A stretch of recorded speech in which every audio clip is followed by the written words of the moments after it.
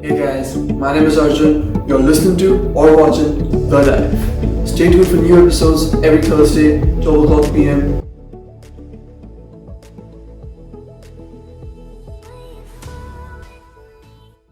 Today's guest is Reg Rodrigues. Round of applause, everyone. What's up, Reg? Thank you.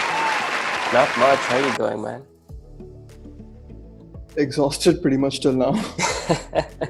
I mean, that's relatable. I think we're all exhausted at this point with everything going on, Corona and personal stuff. You know, just tired of everything. Just want everything to go back to normal. Yeah, normal is pretty far-fetched for now, so yeah. I think this is the new normal. You know, for us in Melbourne, we're staying at home because we're under lockdown. So being at home is like the new normal. There's no going out for anything. Unless it's for like groceries and stuff, but otherwise this is what we do all day, every day. Alright, so guys, if you did not know, then Reg actually lives in Australia. What university do you go to? I go to Monash University. Yeah, with Melbourne. Alright, so Reg also is huge, music enthusiast, to keep it in the most civilized way. Tell us more about your taste in music and how you got into music at first. Oh boy, that's like a very long story. So I'll start from the beginning. So my dad tried to teach me the piano. Ever since I was about 6 years old, and I refused to learn from him, and I just didn't want to learn. I don't even know why. Like, I like to listen to music. Music was a vital part of the household ever since I was born, I guess. And well, my dad's a musician, so we all know why. Yeah. But I never got into learning the piano, and I think that kind of frustrated him because he played the piano and my grandfather plays the piano. So he was like, why doesn't he want to play the piano? What is he doing with his life? It was when I was 8 years old, we had the violin, the whole violin program come to Dubai Modern High School, GMA now. Yeah. And that's when I was like, you know what, that's what I want to do. I don't want to play piano, I want to pick up the violin. And it was really weird because we didn't know anyone in our family except my great grandfather who used to play the violin. And they were like, oh, that's cool. It kind of passed down a whole 2 generations and went to the third one. So that's when I started playing the violin. It was a long road. And I guess over the course of my life, I've just been experimenting with different music, if I could use that word for the lack of better terms. It started off with classical music because I am a trained classical violinist. Then as I grew up, my dad started introducing me to jazz music, pop music, rock. And I think right now, if I have to say what I like right now, it's a mixed bag. I listen to everything from French music to Spanish music to 80s pop and rock to like contemporary R&B and pop, which I don't like, because let's be honest, I do think contemporary music is inferior to classic music. Classic music as in typical classic rock bands, Aerosmith, Led Zeppelin.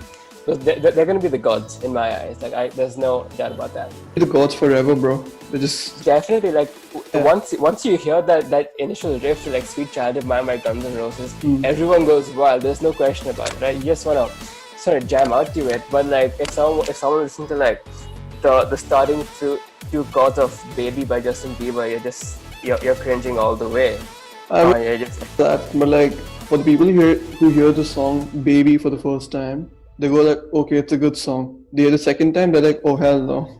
Yeah, exactly. That's exactly what I mean. Like, once is enough. After that's like, please, I'm good. Let's change. And then there's songs like Led Zeppelin's, what was that song? I actually forgot the song's name, but quite a few of his songs are like so vibing that you can listen to them constantly and never get bored. Exactly. I mean, if you think about it, Led Zeppelin was what, an 80s band, 70s, 80s band, right? Their songs are being used today in movies like Shrek and The Avengers. Yeah. So you know how their legacy kind of lives on, but you don't exactly hear too much of Justin Bieber and Shrek or The Avengers now, do you? So that's like my point proven. So just the superiority of it, it's just amazing. At Monash, so what are you exactly studying there? So I study HR management. That's my major. I like it because I like working with people, kind of helping them achieve their goals, helping them be motivated with what they do. But at the same time, it's also a mixed bag because I am studying ethnomusicology, philosophy, and psychology as well, which is a kind of I get that question. Like whenever I tell someone that I'm studying these 4 subjects, I get the question, what are you studying? Like what do you want to do with your life? And as I said, like my major is HR, so that's what I want to get into. Like that's my career prospect. I'm studying psychology because it helps me in HR, understanding people's minds, how they work, their behavior, etc., etc.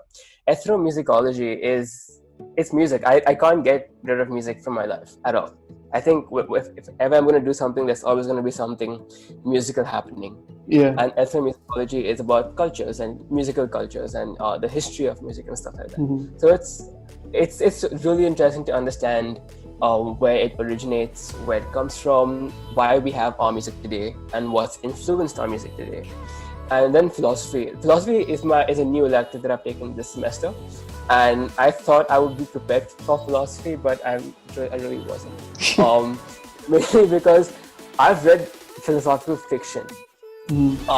I think we all have an understanding that if we can answer the question, what is life and what is our meaning in life, we know what philosophy is, and that was my misconception as well. I've read like about 3 to 5 books, which are philosophy books, and kind of like, oh, you know what? I know philosophy. It's good. I can talk about it. But now I'm studying it. That's like not even the tip of the iceberg. That's just like one ice cube that you get from the iceberg. And philosophy is this really vast array of subjects and units. And you're just like, I don't know what I'm gonna do.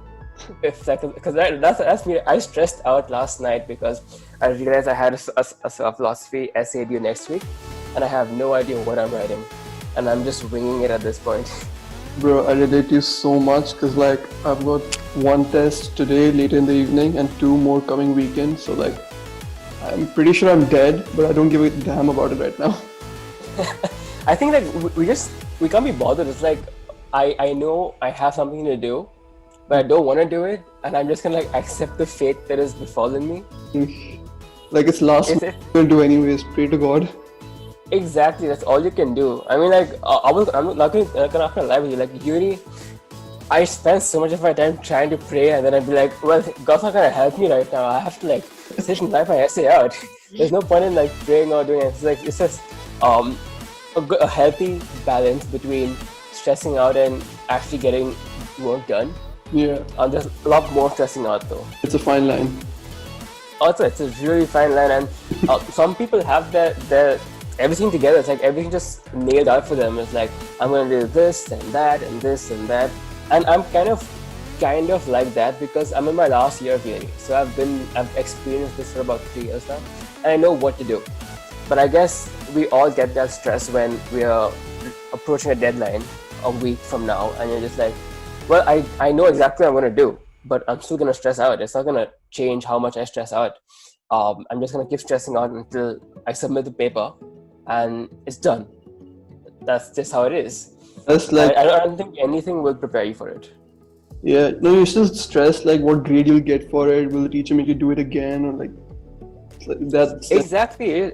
Yeah, I think that's the one thing that's good and bad about uni. The teacher won't make you do it again. So that's good because you don't have to do it again, but it's bad because if you fail it, you failed it. Yeah. You're screwed. there's no kind of change in what's happened. Right. Also kind of sucks that we have really fine deadlines. So even if you do submit it like 1 second late, they're not gonna consider it. They're gonna be like, oh wait, too bad. It's not our fault. That you should have been more responsible with your work. So that's all aside, but one common questions I'm pretty sure like everyone's getting asked or like everyone is asking for sure is, how did your lockdown go like this whole time, the past 4-5 months? Oh boy. How did lockdown go? Lockdown was, how do I put it? Bad. That is one word. Okay, so that's an exaggeration. I'm gonna be honest. Lockdown was actually decent for me. Mm-hmm. Because I am an ambivert, so I have this good balance between being an introvert and being an extrovert, Same. and it's very situational based. Mm-hmm. So with people I'm comfortable with, or with situations that I'm comfortable with, I will be an extrovert, and this energetic, enthusiastic guy who's really ever ready to do something. But with unknown situations or with some people who I don't really want to talk to, it's like, Just no, I don't. don't want to talk. Just like, don't talk to me. I don't want to. No, thank you. Can I move on from this? But that's what I've been trying to focus on during lockdown.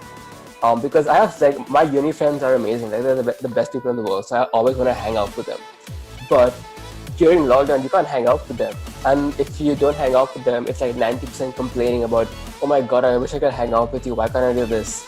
So I've had to get into like the introvert mind frame and be like, I don't want to hang out with you. It's okay. Let me just wait for the next 3 months until lockdown's over. That kind of ruled my whole personality in lockdown. It's been like turn into this introvert who just wants to stay at home and not do anything. No, that everyone's gotten impatient and cranky up to a certain extent. Like everyone, not just extroverts, but like everyone, even introverts to an extent. Yeah, definitely. Like it's been like I think we're so tired of it. We just because we're in the same house like all day. We don't go out. It's just like I wanna do something. I wanna like almost die. I wanna jump off a cliff. I don't know, do something with my life. And then going. Exactly. Just gotta. But yeah, I've been working out a lot. I'm okay. Not a lot. Like the first 3 months was a waste. You've been trying to keep up. Like I've been trying to get back into it because I used to go to the gym every single day. Spend an hour at the gym and then I'd come home. But with lockdown, I've just been like so not active and lazy. It's just been the worst thing ever. And after the first 3 months, it impacted me so much because I realized that because I went out for a jog, and I generally go for about 5 kilometers of running. Right. After about 2 kilometers, I was winded. I was like, winded isn't even the term. I couldn't even run anymore after that. So I kind of figured out that this is not good. I didn't exactly have the healthiest diet as well. It was filled with like carbs and stuff. So I was just getting fat and lazy and bleh. But the only good thing about that was it allowed me to focus on my music a lot more. So I do like mashups and productions. Excuse me. And I've been helping a few of my friends work on like their music and helping them mix up their music and also doing covers and stuff. So I've been able to explore my art a lot when it comes to like performance, I guess. Stuff that I wouldn't imagine myself doing during uni. So like, okay guys, if you did not know, Ridge, okay, I've mentioned before, he's into music and a lot of, artistic stuff, shall I say, including painting, drawing, art in general, basically. Art in general, yeah. He makes some quality music. Like, I don't remember. I don't think I've heard your current like latest one yet, but I remember listening to "Where You At Vida," if that's how you pronounce it. Yeah. Dude, that was sick. I loved it. Like, Thank you. Yeah. And I'm not gonna lie, that was my first ever mashup that I ever did, right? And one of my friends, one of my batchmates from like high school, right? So he used to do mashups like quite regularly. And one day he messages me. He was like, I want to do this mashup, and I don't know how to do it because it's all in different keys and the time signature is all different, and I want to get to the same matchup. And I was like, oh yeah, sweet. So I'll help you out with that. And because I knew I had a basic understanding of GarageBand and a few other softwares, so I could help him with that. And then he was like, dude, why don't you do it as well? So we'll both do the same songs, and we'll see who does a better job at mashing the songs up. And I was like, not really. I'm not into that kind of stuff. I just want to play my own music and just live my own life, do whatever I want to do. And he was like, okay, that's fair enough. Anyway, like over the course of his production, he started like sending me sound clips. How does this sound? How does that sound? And I think eventually I was like, you know what? I want to do something like this. I want to try it out. Right. That's not, if in case I don't actually pursue it long term, let me just try it out. Let's see how it goes. So where you at Beta was that first trial aspect of it. Calling it sick is like a huge understatement because me and like bunch of us who promoted it actually we loved it. Like I appreciate that. And yeah. if you listen to like my latest mashups, and this is like me tooting my own horn, right? But I feel like I've done such a much better job at mashing them up. I'm sure you, Because of it, you learn as you do things, right? You start learning these little nifty tricks that will help you and makes things a lot faster. I think where you're talking about like a whole week or 2 weeks to mash up because I was like getting the just about it. I was like just finding the ropes, I was just like I was grabbing blindly. I'm like, oh, I don't know how to do this. Let me just try this out. Yeah. But now I know how to do things, so it happens a lot quicker. So I might spend 2 days downloading the music, downloading all the tracks that I need. Right. And I'll spend 1 more day kind of mashing them up, and I would then again spend about 2 more days just mashing it up. So in total, it's about a week's worth of production. Right. It kind of does seem a lot, but then again, it's not me working the whole day. It's like me working maybe 2 or 3 hours a day just to get that stuff ready.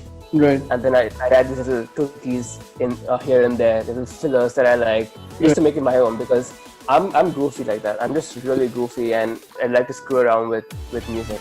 So I had Mickey Mouse come in and I had Mario come in, and it was all fun. I'm definitely not even half as good as you are, but like I tried looping music and like mixing around and tried creating some original content. But the way I saw it, like once you understand the program that you're using, it can never go worse. It can just keep getting better because you know where you're going with it. You're trying to make the picture that's in your mind. Like, exactly. And that way, I think like. Yeah, I couldn't agree more. Like once you understand the basics, I mean, you don't even need to know all the advanced stuff because the advanced stuff you don't need it. Let's be honest. Once you have a good foundation, then it's just you building up from there and getting better. It's an uphill slope until you flatline. Yeah. And hopefully, like as artists, we hope that we never flatline because that's just bad. Because like you can have like 10 amazing tracks and 1 amazing album EP, but once you flatline, that's pretty much it. You cannot it's very hard to recover from that. It really is, because then once you flatline, you're not, whether you go up from there, it doesn't matter because people already have that expectation from you. Yeah. So you have to make like this new expectation, which is like double the height of your original standards. And that's kind of, it's hard for many people to do because there's so much of competition with artists and just people making music, I guess. So many people want to be on top of everyone else. So it's kind of hard to set your own record or beat your own record, if that makes sense. Definitely, yeah. I mean, I feel like, and this is my personal opinion, I might get attacked for it, and I have gotten attacked for it before, but I love Drake, right? Drake, he's amazing. Yeah. But I feel that at this point, for now at least, he's flatlined. With his new song, Laugh Before You Cry, I think, I just didn't like it. I wasn't vibing with it. Like, his voice is still good. His voice is there. But that's what we consider his good voice. No. Now for him to kind of...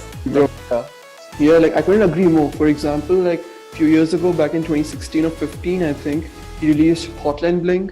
Remember that? Yeah. That was... I do. Like, I personally loved the song. It was amazing. And then, like... fast forward a few years later, he releases stuff like God's Plan, which is still not bad. It's okay, it's good. It's not bad. But then this year, I think he released the Juicy Slide one. Yeah. I mean, see, it's a TikTok song, I get it. It's like, people love it. But personally, I was like, dude, he's just undermining his own self down. I think at this point, he's making music because it's just for the heck of it. Yeah. He's not making because it's fun and he wants to. It's just like, let's just make something because why not? Yeah. I felt like that. So with his mashups with Chris Brown, I think there was No Guidance. Yeah, No Guidance. I really liked that song, and I was vibing to it like for a solid month when it first came out. Like, this is really good because it had Chris Brown and it has Drake, and I love Chris Brown.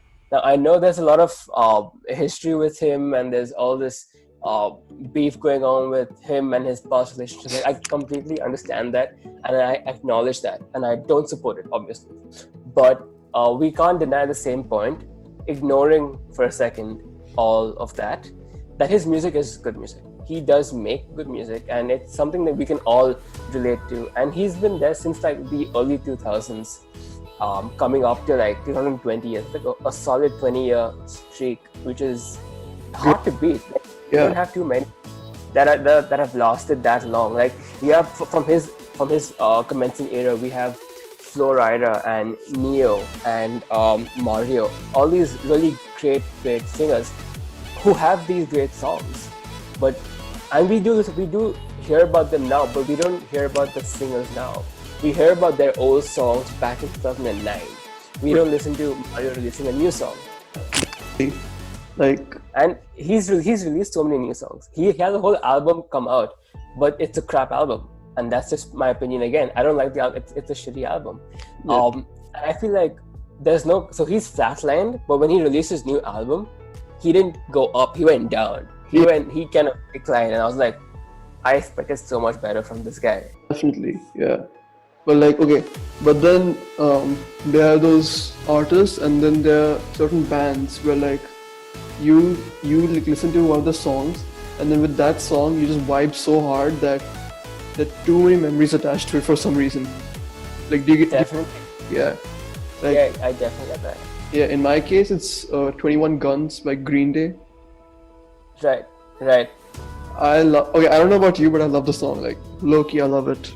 Like, that was my phase. So I had a phase in my early teens, I guess, where I was listening to like all this emo punk rock, and that's when I first started playing guitar, like first ever. And Green Day was the easiest to pick up because it was just 4 chords and it was noisy, and we all loved it. Yeah.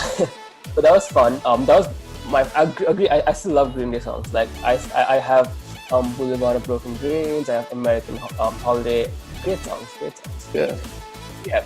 I think it's not my current listening preference. Yeah, definitely. Because obviously you change as you grow up and whatever. But I still do listen to it. I would play it if someone had asked me to play it. I would do a cover of it. Why not? It was fun.